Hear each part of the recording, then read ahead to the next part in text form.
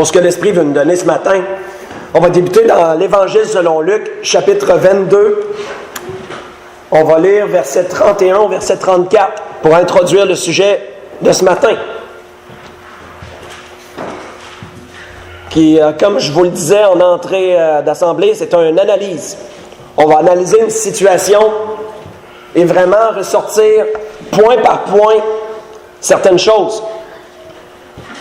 Dans Luc, chapitre 22, à partir du verset 31, on se retrouve un peu juste avant que Jésus se fasse arrêter et qu'il soit conduit devant le Sanhédrin, etc., qui mènerait finalement à sa crucifixion, où Jésus s'adresse à un des apôtres en particulier, à Pierre, et lui dit, le Seigneur dit, « Simon, Simon, Satan vous a réclamé pour vous cribler comme le froment. » Autrement dit, pour vous malmener, pour vous abattre, essayer de vous atteindre de diverses façons. C'est une expression un peu que le Seigneur voulait dire. Il voulait vous cribler comme le froment. Mais j'ai prié pour toi, afin que ta foi ne défaille point. Et toi, quand tu seras converti, affermis tes frères. Le Seigneur lui dit, Seigneur, lui dit Pierre, je suis prêt à aller avec toi en prison et à la mort. Et Jésus dit, Pierre, je te le dis, le coq ne chantera pas aujourd'hui que tu n'aies nié 3 fois de me connaître. On va arrêter là. Nous voyons ici, frères et sœurs, que Jésus avait averti Pierre qu'il commettrait l'impensable. Il avait dit à Pierre, Pierre, ce soir même, cette nuit même, avant que le coq ne chante 3 fois, puis on sait que le coq chante le matin, chante très tôt le matin. Il dit, avant que le coq chante 3 fois, tu vas m'avoir renié. Avant que le coq chante, tu vas m'avoir renié 3 fois. On sait que Pierre a commis l'impensable. Ce que pour chacun de nous, c'est impensable que ça se fasse. Mais vous savez, frères et sœurs, dans la vie en général, il peut arriver que des gens fassent des choses qui sont impensables. Et on peut se demander comment ça peut arriver, ça.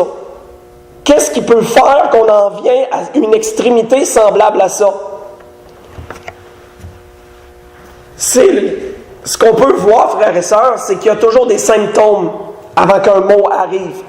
Il y a toujours des signes qui nous démontrent que quelque chose va arriver. C'est à peu près toujours comme ça. Je ne me suis pas ramassé de même du jour au lendemain. La semaine passée, j'ai couru un marathon chez IBM. Ils nous donnaient 1h30. On avait un marathon de 4 km, ceux qui voulaient participer. Puis je ne fais pas souvent d'exercice. Ben oui, je suis payé pour courir. Hey, j'ai fait le marathon. Petite nature que je suis, je ne sais pas pourquoi. Le soir même, je commence à avoir mal à la gorge. Je dis, oh non, ça y est. Mal à la gorge, après ça, le nez commence à boucher. Puis là, vous voyez la suite s'en venir. Mochon, commence à avoir la gorge qui pique. Ça fait mal à la gorge. Bon, j'ai pogné le rhume. Mais voyez-vous, il y a des symptômes qui ont mené à ça. Ça n'a pas arrivé du jour au lendemain que tout d'un coup, j'ai plus de voix. Il y a toujours des symptômes, frères et sœurs, qui arrivent avant qu'un mot soit là. Et si on est attentif, on peut voir ces choses-là s'en venir. Pierre, c'est pareil. Quand on analyse la circonstance, il y avait des symptômes, frères et sœurs, qui pouvaient démontrer où Pierre s'en allait. Et c'est subtil, mais ils étaient là, ces symptômes. Et l'Esprit veut faire ressortir cela ce matin. Tous les symptômes que Pierre a vécus, qui ont mené à l'impensable, qui ont mené au fait qu'il a renié, à son reniement du Seigneur. Pour analyser ces choses, on va tourner dans Marc, chapitre 14. On va prendre entièrement le contexte selon Marc, selon l'Évangile de Marc, chapitre 14.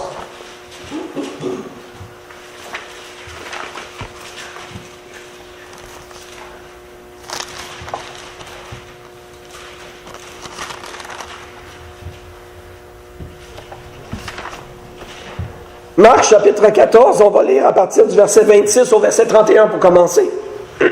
Un peu un retour sur ce qu'on vient de lire, mais selon Marc.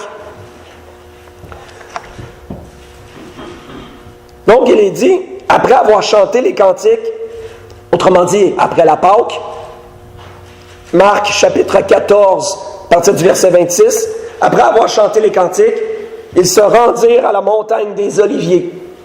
Jésus leur dit, « Vous serez tous scandalisés. » Notez bien, Jésus leur dit, « Vous serez tous scandalisés. » Vous allez tout être revirés à l'envers, en d'autres mots. Vous allez tout être chamboulés dans votre personne par ce qui va arriver. Vous allez tous être scandalisés. Et tous veut dire sans exception aucune de ceux qui étaient là, qui allaient voir ces choses-là et vivre ces choses-là. Car il est écrit, « Je frapperai le berger et les brebis seront dispersées. Mais après que je serai ressuscité, je vous précéderai en Galilée. » Pierre lui dit, et notez ce que Pierre dit, « Quand tous seraient scandalisés, je ne serai pas scandalisé. » Voyez-vous que Pierre se ressortait de ce que le Seigneur avait dit. Le Seigneur avait dit tous, ça inclut Pierre. Puis Pierre dit, ben même si tout le monde, moi je ne le serai pas. Par la suite, il dit, et Jésus lui dit, je te le dis en vérité, toi Pierre, toi, aujourd'hui, cette nuit même, avant que le coq chante 2 fois, tu me renieras 3 fois. Mais Pierre reprit plus fortement. Ça veut dire que Pierre, il a élevé la voix, il a mis encore plus d'emphase. Quand il me faudrait mourir avec toi, je ne te renierai pas. Et tous dirent la même chose. Premier symptôme, frères et sœurs, qui peut nous démontrer une chute spirituelle, c'est la trop grande confiance, l'excès de confiance en soi-même qu'on peut avoir parfois. Pierre, frères et sœurs, se croyait au-dessus de Jésus. Parce que Jésus, lui-même, le Seigneur, celui qui avait accompli les miracles, celui qui connaissait les cœurs des gens avant même qu'il parle, lui avait averti qu'il serait scandalisé. Et Pierre s'est retiré des paroles de Jésus, puis il a dit, « Moi, je ne le serai pas. » Un excès de confiance. Il se croyait fort, Pierre. Il se croyait capable, Pierre. Et ça, frères et sœurs, c'est un piège. C'est dangereux. On voit que Salomon dit dans les Proverbes, « Celui qui a confiance en son propre cœur est un insensé. Mais celui qui marche dans la sagesse sera sauvé. » On a vu souvent la sagesse, me semble, dernièrement. Être capable d'entrer en soi-même, d'analyser les choses, prendre le temps de réfléchir, ça fait partie de la sagesse. La sagesse est un ensemble de choses. Celui qui a confiance en lui-même est un insensé. Il manque de bon sens. Un insensé, c'est quelqu'un qui manque de bon sens. Croire qu'on est plus fort que les autres, croire qu'on est plus intelligent que les autres, croire qu'on est plus clairvoyant que les autres, qu'on voit nous autres des choses que les autres ne voient pas, croire qu'on est dans la vérité et que tout le monde est dans l'erreur, c'est un excès de confiance en soi-même. Et c'est une occasion de chute et un danger. Parce que la parole nous dit quoi? Dans Philippiens, il nous est dit de regarder les autres comme étant au-dessus de nous-mêmes. Tu ne penses pas plus fin qu'un autre. Au contraire, tu vas toujours dans l'attitude que peut-être qu'il sait quelque chose que toi tu ne sais pas. C'est dans cette attitude-là que tu vas. Peut-être que tu en sais plus que lui, mais tu n'agiras pas comme ça dans ta tête. Tu vas agir toujours en fonction que quelqu'un a peut-être quelque chose à t'apprendre. Il y a peut-être quelque chose à te montrer. On voit que l'apôtre Paul avait dit aux Corinthiens, « Ainsi donc, que celui qui croit être debout ne prenne garde de tomber, disait Paul dans 1 Corinthiens 10, verset 12. Que celui qui croit être debout, c'est qui croit être debout? C'est celui qui a un excès de confiance, qui dit, moi, il n'y a rien qui va m'ébranler. Je suis dans la vérité, je sais tout et je vois tout. Que celui qui est dans une attitude comme ça ne prenne garde de tomber, parce qu'il est dans une voie dangereuse. Jésus avait averti Pierre de l'impact que ce qui allait arriver. Il avait averti tout le monde. Pierre s'est cru plus fin que Jésus. Les autres aussi, après, tous ont dit qu'ils seraient prêts à aller à la mort avec Jésus. Premier symptôme, excès de confiance. Qu'est-ce qu'on peut voir par la suite à partir du verset 32? Ils allèrent ensuite dans un lieu appelé Gethsémané. C'est un jardin, ça s'appelle le jardin des Oliviers. Ce lieu ici a été appelé Gethsémané, qui veut dire pressoir à huile, parce que c'est un jardin des oliviers. Donc avec l'olive, on fait de l'huile d'olive. Donc Gethsémané est un mot hébreu qui signifiait pressoir à huile. Donc, ils allèrent en ce lieu. Jésus dit à ses disciples, « Asseyez-vous ici pendant que je prierai. » Il prit avec lui Pierre, Jacques et Jean. Il commença à éprouver, notez là, Jésus commença à éprouver de la frayeur et des angoisses. Il y en a-tu qui ont déjà vécu de l'angoisse? De ce que je sais, ma femme, je ne vais pas mettre le spot sur elle, mais ma femme a vécu des angoisses. Moi, j'en ai pas vécu. Mais tu es toute serrée en dedans. Tu es tellement serré en dedans que tu peux avoir de la misère à respirer quand tu es angoissé. Puis pourtant, il n'y a aucune raison physique, il n'y a aucune raison extérieure. Personne ne te fait mal, mais c'est tout en dedans que ça se passe quand tu es dans l'angoisse. Le Seigneur a commencé à éprouver de la frayeur et des angoisses, qu'il est dit. Et il leur dit, « Mon âme est triste jusqu'à la mort. » Notez que le Seigneur s'exprime là. Il leur fait connaître son état. Il les laisse pas penser ce qu'ils veulent. Il leur dit, « Mon âme est triste jusqu'à la mort. Je suis dans la frayeur, je suis dans l'angoisse. » Puis, il dit, « Restez ici, éveillés. J'ai besoin de votre présence, les amis. » En d'autres mots, là. J'ai besoin que vous soyez là avec moi. Je ne peux pas rester tout seul dans ces moments-là. Je ne veux pas rester tout seul. Et puis, ayant fait quelques pas en avant, il se jeta contre terre et pria que s'il était possible que cette heure s'éloigne de lui. Le Seigneur, il ne voulait pas vivre ce qu'il allait vivre dans un certain sens. Sa chair ne voulait pas vivre ça.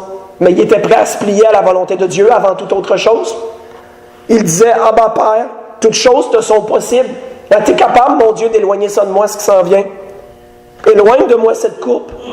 Mais toutefois, non pas ce que je veux, mais ce que tu veux. » C'est une grande parole, ça. Non pas ma volonté, mais la tienne, Seigneur. Mais notons, frères et sœurs, ceci. Qu'est-ce qui est dit par la suite? Il vint vers les disciples et il les trouva endormis. Et il dit à Pierre, notez qu'il ne parle pas à n'importe qui, il parle à Pierre, là, parce que Pierre aurait dû comprendre plus que les autres que qu'est-ce que lui vivait. Il dit à Pierre, « Simon, tu dors. Tu n'as pas pu veiller 1 heure. » Un deuxième symptôme, frères et sœurs, qui démontre une chute spirituelle, c'est le manque de vigilance. C'est de ne plus être capable de voir ce que les autres vivent autour de nous, de ne plus être capable de voir ce qui se passe autour de nous. Jésus leur ouvre son cœur. Jésus leur exprime ses angoisses. Puis les disciples n'ont pas été capables de veiller avec lui. Ils n'ont pas été capables de voir ce qu'il vivait à l'intérieur, même s'il leur avait exprimé. Ils n'ont pas été capables de voir à quel point il souffrait et à quel point il avait besoin. Surtout Pierre. Surtout celui qui avait dit avant qu'il était prêt à aller mourir pour lui. Si quelqu'un vous appellerait, frères et sœurs, puis qui vous dirait que je suis déprimé de la vie, admettons, là, je donne quelqu'un vous appelle, là, un frère dans l'église vous appelle, une sœur, je suis déprimé de la vie. Diriez-vous, je vais prier pour toi, bonne journée? Ou sinon, si vous diriez, attends une minute, là, je vais canceller ce que j'ai, je vais aller le voir, on va jaser ensemble, puis on va faire quelque chose. C'est ça qui se passait. Jésus n'était pas déprimé de la vie, mais c'est un peu ça qui se passait. Quand tu manques de vigilance, frère et sœur, tu ne vois pas ce qui se passe autour de toi. Tu es devenu insensible. Tu deviens insensible à ce qui se passe autour de toi. Les disciples, et Pierre surtout, est devenu insensible à ce que Jésus vivait. Manquait de vigilance. On devient froid. On devient insensible quand on manque de vigilance. On voit que Salomon disait dans les Proverbes, « Heureux l'homme qui m'écoute. » Ça peut inclure la femme aussi. Souvent la Bible généralise. Homme veut dire homme-femme. Heureux l'homme qui m'écoute et qui veille à chaque jour aux portes, à mes portes, et qui garde mes poteaux, disait Salomon dans Proverbe 8, verset 34. Celui qui veille, c'est celui qui est alerte. C'est celui qui sait voir ce qui se passe autour de lui. Il est capable de voir quand une personne ne va pas.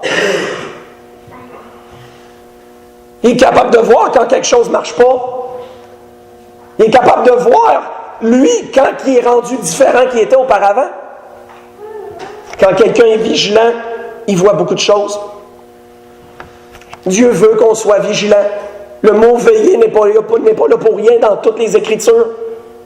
Ça ne veut pas juste dire veiller à ce qu'il y a plus loin, veiller à ce qu'il y a physiquement, ce qui s'en vient physiquement, mais ça veut dire veiller à ce qui se passe dans votre entourage, vos proches, vos frères et sœurs, vous-même. Un autre symptôme, manque de vigilance. Continuons dans Marc chapitre 14 à partir du verset 43. Au verset 47, il dit « Et aussitôt Comme il parlait encore, arriva Judas, l'un des 12, et avec lui une foule armée d'épées, de bâtons, envoyés par les principaux sacrificateurs et par les scribes et par les anciens. Celui qui le livrait leur avait donné ce signe. Celui à qui je donnerai un baiser, c'est lui, saisissez-le et amenez-le sûrement. Dès qu'il fut arrivé, il s'approcha de Jésus, Rabbi, et il lui donna un baiser, comme signe que c'est lui que vous devez saisir. Alors ces gens mirent la main sur Jésus et le saisirent. Et notez ce qui s'est passé. Un de ceux qui étaient là, tirant l'épée, frappa le serviteur du souverain sacrificateur et lui emporta l'oreille.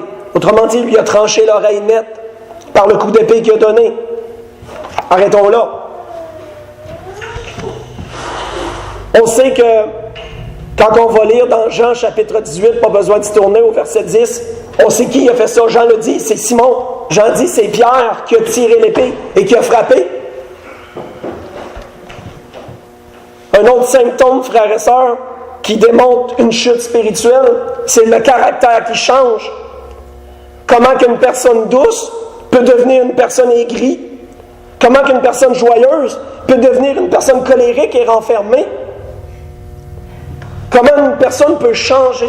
Pierre n'a pas toujours été comme ça. Dans tout le temps que Pierre a passé avec le Seigneur, il n'était pas comme ça. Mais là, parce qu'ils ont saisi le Seigneur, Pierre s'est emporté, pas pu se contrôler. Il a été submergé par la colère, par la vengeance et toutes sortes de choses. Et il a frappé sans même penser à ce qui pouvait arriver. On ne peut pas passer sous silence à quel point Jésus a été prévenant. Je l'avais déjà prêché ça, comment Dieu est prévenant dans nos vies. Comment Dieu s'occupe de réparer nos erreurs dans nos vies parfois. Jésus a pris l'oreille, Jésus l'a recollé. On va dire ça de même, Jésus l'a guéri. Jésus a pris l'oreille, il a touché le serviteur, puis son oreille était parfaite, comme s'il ne l'avait jamais coupée. Ça, il nous a dit ça ailleurs dans un autre évangile, dans Luc. Luc est médecin, c'est lui qui en parle. Jésus a été prévenant, parce que Pierre y aurait eu probablement beaucoup plus de troubles plus tard, mais Jésus a empêché qu'il y ait plus de troubles plus tard. Il a réparé l'erreur là tout de suite. Qu'est-ce qu'il nous est parlé? Qu'est-ce que Salomon nous dit dans les proverbes à propos d'un cœur qui change comme ça, d'une attitude qui change? Il nous est dit dans les proverbes, l'insensé laisse voir à l'instant sa colère. On a vu, l'insensé c'est qui? Il manque de bon sens. Celui qui manque de bon sens manque de jugement. Il ne s'arrête pas, il agit comme ça, sans même réfléchir, il se laisse emporter comme ça. L'insensé laisse voir sa colère à l'instant. Ça veut dire que ça ne prend pas de temps. C'est tout de suite. Il éclate. Mais celui qui cache un outrage est un homme prudent. Mais celui qui il arrive quelque chose, puis celui qui prend le temps de dire « Ok, je ne ferai rien pour l'instant, moi, analyser ce qui vient de se passer, c'est un homme prudent, que la Bible dit. »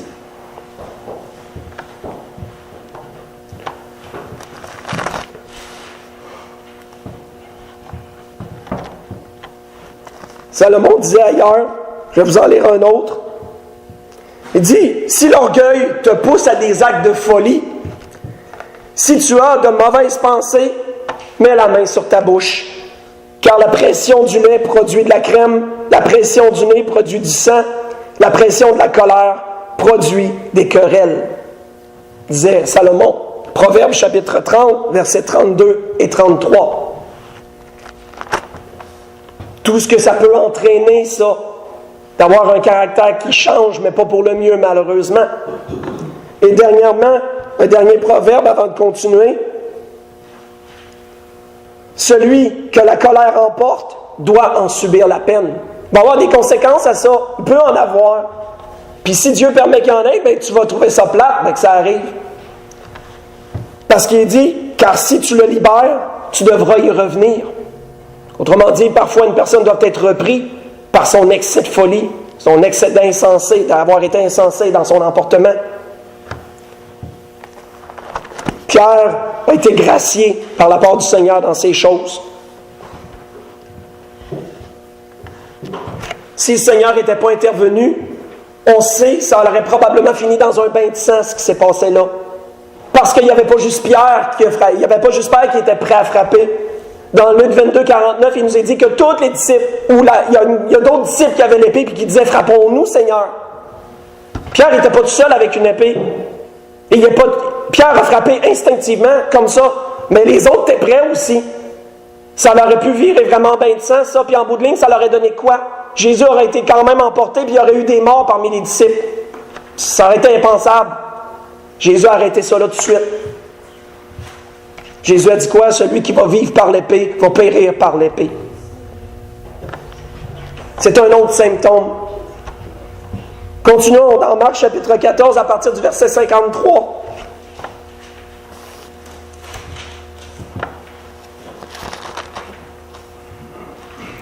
Il est dit, ils emmenèrent Jésus chez le souverain sacrificateur où ils s'assemblèrent, tous les principaux sacrificateurs, les anciens, les scribes. Pierre le suivit de loin jusque dans la cour du souverain sacrificateur. Il s'assit avec les serviteurs. Il se chauffait près du feu. On voit deux choses ici, mais on va en analyser une. On peut s'en douter. Pierre suivait de loin. Suivre de loin, frères et sœurs, est un autre symptôme. Quand on suit quelqu'un de loin, ça veut dire quoi? On ne veut pas être identifié à cette personne-là. Moi, je ne la connais pas, elle. Je ne veux pas m'associer à elle, je me distance. Je ne la connais pas, celle-là. Pierre suivait de loin Jésus. Pierre n'a pas toujours suivi de loin Jésus. Quand Jésus était populaire, quand tout allait bien, puis que les foules venaient à lui pour être guéris, Pierre y était aux premières loges. Pierre y aidait à tasser un peu la foule pour être capable de dire, et laisser un peu de place à Jésus. Mais là, Pierre n'est plus aux côtés de Jésus, Pierre est loin de Jésus. Un autre symptôme d'une chute spirituelle, c'est une personne qui s'éloigne, une personne qui se met plus à l'écart, une personne qui suit de loin.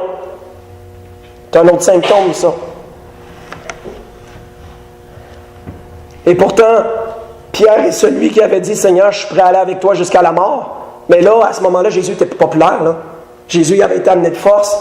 Il était interrogé durement. Il était frappé. On crachait dessus. Il était plus populaire comme il était. Là. C'était plus la même situation. Pierre a appris de ces choses-là, on le sait.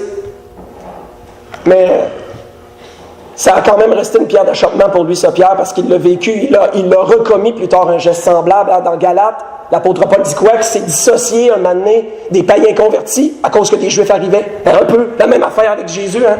Il s'est dissocié d'eux autres. Ça a dû, pour lui, c'était une pierre d'achoppement, ça. Il fallait qu'il travaille là-dessus. Donc, s'éloigner, suivre de loin, se distancer, c'est un autre symptôme. On en voit un autre dans le même endroit, la fin du verset 54. Il s'assit avec les serviteurs et il se chauffait près du feu. Se réchauffer avec le monde, frères et sœurs, ça, c'est très symbolique, ça. Se rapprocher du monde au lieu d'être avec les enfants de Dieu. Celui qui commence à désirer plus se réchauffer avec le monde que de se réchauffer avec les frères et sœurs dans le Seigneur, symboliquement, là. Celui qui préfère la présence du monde que la présence de l'Église. Celui qui préfère être avec le monde qu'être avec le Seigneur. C'est un autre symptôme d'un éloignement spirituel, ça. Pierre s'est chauffé avec les serviteurs. C'est symbolique, ça parle beaucoup. Il ne les connaissait même pas, en plus, ces gens-là. C'était des étrangers.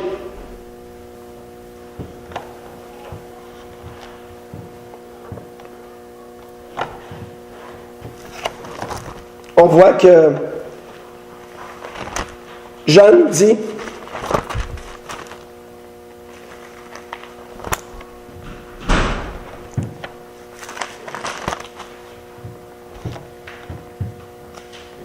excusez-moi, je vais trouver mon endroit. Il dit, je vous écris, n'aimez point le monde, ni les choses qui sont dans le monde. Si quelqu'un aime le monde, l'amour du Père n'est pas en lui, disait Jean. Qu'est-ce qu'il voulait dire? Ça veut-il dire qu'il faut haïr tout le monde? Absolument pas. Mais Jean disait, si vous préférez le monde, si votre cœur est là, au lieu d'être ici, au lieu d'être dans le Seigneur, dans son Église, avec les frères et sœurs, si votre cœur est là-bas et non ici, où est l'amour du Père dans ces choses-là? Car tout ce qui vient du monde, la convoitise de la chair, la convoitise des yeux, l'orgueil de la vie, ne vient point du Père, mais vient du monde. Disait Jean, dans 1 Jean chapitre 2, verset 15 et verset 16. L'amour du monde est incompatible avec l'amour de Dieu. Il faut choisir un maître. Nul ne peut servir deux maîtres, comme disait le Seigneur.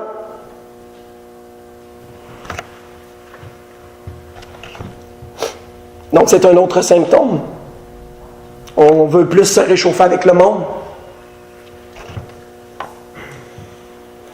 Et on en a vu 5 symptômes jusqu'à présent.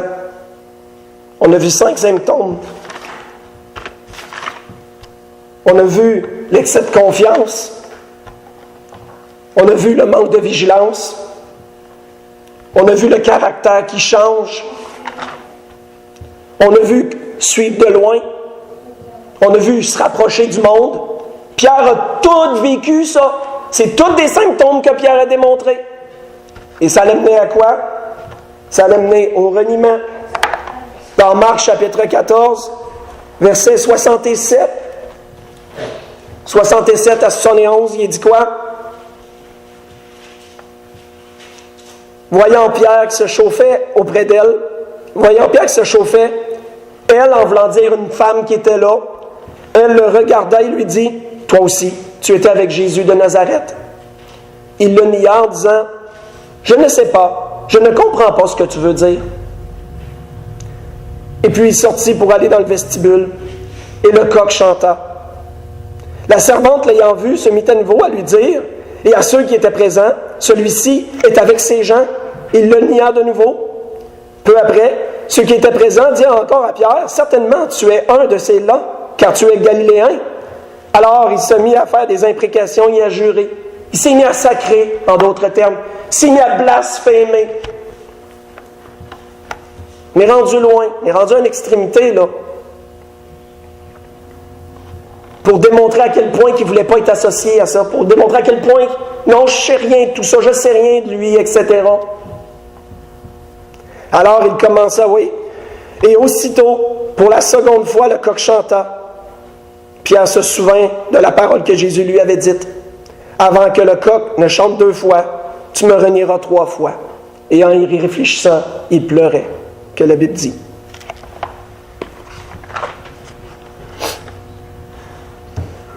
En y réfléchissant, frère et sœurs, on va conclure là-dessus.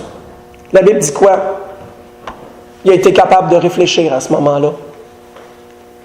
Qu'est-ce qui l'a amené à réfléchir? C'était quoi le déclic? Il y a eu un déclic qui l'a amené à réfléchir.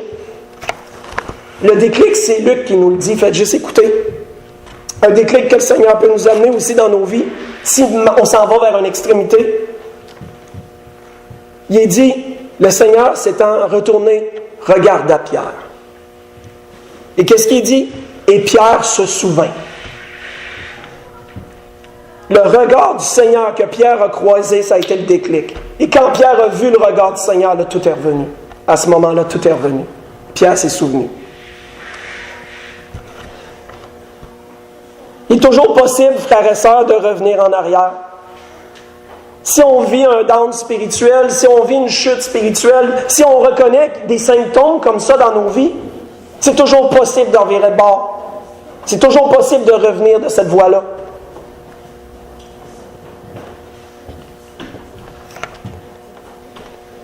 Le Seigneur peut nous permettre aussi un regard. Le Seigneur peut nous donner ce déclic-là à travers sa parole, une lecture, quelqu'un, peu importe.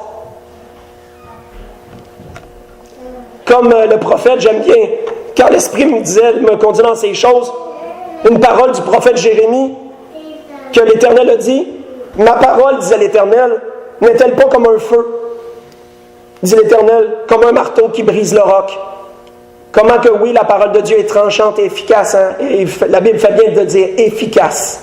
Elle est efficace, la parole de Dieu. On sait que Pierre est revenu de ça. Pierre a guéri de ça. Il est revenu. Le Seigneur sait ceux qui sont fidèles. Le Seigneur connaît ceux qui l'aiment. Et peu importe, le Seigneur va savoir les toucher pour les ramener. Pour conclure complètement, allons dans Jean chapitre 21. Conclure complètement. Si quelque chose, frères et sœurs, nous arrive, parfois dans ces choses-là, ça ne veut pas dire qu'on va toutes les vivre. On peut peut-être vivre un de ces symptômes-là seulement. Pierre nous les a tous démontrés, lui. Mais il est toujours possible de se repentir devant Dieu et de reprendre et de revenir en mieux. Le Seigneur est rempli de miséricorde et d'amour. Pierre est revenu de cela. Et on a lu ça souvent, mais dans le contexte d'aujourd'hui, ça prend encore plus de sens. Quand Jésus a pris Pierre à part, à la fin, après la résurrection, puis qu'après qu'ils ont mangé, il dit dans Jean 21, verset 15, Jésus dit à Simon Pierre, « Simon, fils de Jonas, m'aimes-tu plus que ceux-ci m'aiment? » Il me semble que cette question-là ramène un peu à ce que Pierre avait dit, « Je t'aime plus que les autres, je vais mourir pour toi. » Mais là, il venait de se passer des affaires entre les deux. « M'aimes-tu plus que ceux-là, Pierre? » Il répondit, « Oui, Seigneur, tu sais que je t'aime. » Jésus lui dit, « Paie mes brebis. J'ai un travail pour toi, Pierre. Il faudra que tu te consacres à ça, là. J'ai un œuvre pour toi. » « Oui, Seigneur, paie. Oui, Seigneur, tu sais que je t'aime. » Et Jésus lui demande pour la seconde fois, je me suis trompé, oui, c'est ça. Il lui dit la seconde fois au verset 16, « Simon, fils de Jonas, m'aimes-tu? » Et Pierre lui répondit, « Oui, Seigneur, tu sais que je t'aime. » Jésus lui dit, « Paie mes brebis. » Et il lui répondit pour la troisième fois, « Simon, fils de Jonas, m'aimes-tu? » Pierre y avait renié le Seigneur combien de fois? 3 fois. Jésus y repose 3 fois la même question. Ça s'associe, hein? C'est quelque chose. Et la troisième fois, Pierre était prudent. Il dit, « Seigneur, tu sais toutes choses. » Hein? Il n'a pas dit comme les 2 autres fois, « Seigneur, oui, je t'aime. » Seigneur, OK. Tu sais toutes choses, Seigneur. Tu sais toutes choses. Tu sais que je t'aime. Pierre, il fut attristé de ce qu'il lui avait demandé pour la troisième fois, « M'aimes-tu? » Il répondit, « Seigneur, tu sais toutes choses. Tu sais que je t'aime. » Jésus lui dit, « Paie mes brebis. » Quand on saute au verset 19, on voit que Jésus a indiqué des choses à Pierre entre les deux. Mais il est dit au verset 19, il dit cela pour lui indiquer par quelle mort Pierre glorifierait Dieu. Et ayant parlé, il lui dit, « Suis-moi. » Maintenant, c'est le temps de marcher pour moi. C'est le temps de te prendre en main et de marcher. Laisse faire ce qui se passe autour de toi. Parce que là, Pierre, après ça, il voit Jean, puis il dit, « Ben lui, qu'est-ce que tu vas faire avec lui? » Et parfois, on s'attarde tellement à ces autres. On veut tellement savoir ce qui va se passer avec les autres. Jésus a dit, « Qu'importe, Jean. Toi, suis-moi. » C'est ce qui est dit plus loin. Au verset 22. « Qu'importe ce qui va se passer avec Jean. Toi, suis-moi. Occupe-toi de ta vie spirituelle. Regarde-toi, analyse-toi, et toi, occupe-toi de ce que tu as à faire. » C'était ce que l'Esprit voulait nous donner ce matin, frères et sœurs. Une grande analyse spirituelle. Situation qu'on pense bien connaître, qu'on a vu souvent. Mais on a vu qu'il y a des symptômes qui peuvent venir parfois des extrémités. Alors, chacun personnellement peut prendre ce que l'Esprit a donné, s'analyser. Et s'il y a un des symptômes ou plusieurs, bien, sachons une chose, c'est toujours possible de revirer de bord, c'est toujours possible de se reprendre en main. Avec l'aide du Seigneur, tout est possible. Rien n'est impossible à Dieu. C'est la grâce que je nous souhaite à tous. Dans tout ce que l'Esprit a voulu nous donner ce matin, on peut se lever pour le dernier cantique.